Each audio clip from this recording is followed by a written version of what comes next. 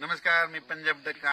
म्हणजे हे 4-5 दिवस नाही पाऊस पडणार, तर 25 मे पर्यंत वडे नाले एक होतील असा पाऊस पडणार आहे. म्हणून ही सर्व शेतकऱ्यांनी ही बातमी लक्षात घ्यायची, कारण की राज्यात ही खूप अवकाळी पाऊस असणार आहे. ऊसावाल्यासाठी खूप आनंदाची बातमी, ज्यांना पाणी कमी पडते त्यांच्यासाठी आनंदाची बातमी, आणि जी मुके जनावर आहेत त्यांच्यासाठी खूप आनंदाची बातमी, कारण की हा पाऊस मध्ये खूप चांगला पडणार आहे. बीड जिल्हा, सोलापूर जिल्हा, लातूर जिल्हा, परभणी जिल्हा, जालना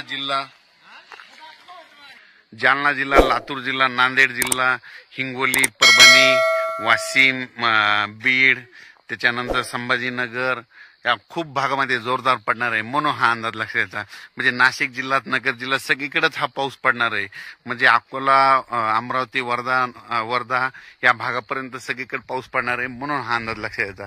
पण राज्यातल्या सर्व शेतकऱ्याला सांगू इच्छितो की ज्यांचा कांदा काढणी चालू आहे, की तुम्ही काय करायचं की आपण आपला कांदा जसं वेळ भेटेल तसं काढून घ्या. कारण की राज्यात हा पाऊस जवळपास सांगायचं झालं तर 25 मे पर्यंत 25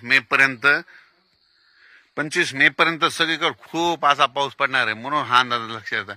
पण राज्यातल्या सर्व शेतकऱ्याला सांगू इच्छितो की हा पाऊस म्हणजे चांगला वडे नाले वाहतील असा पडणार आहे. बीड जिल्ह्यात तर तो खूप पडणार आहे. म्हणून बीड जिल्ह्यात योगायोगानं पाणी कमी पडले उसाला, त्यांच्यासाठी खूप आनंदाची बातमी.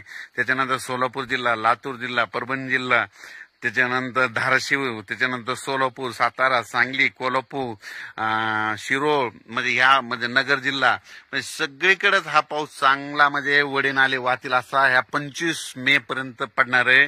म्हणून हा अंदाज लक्षात घ्यायचा.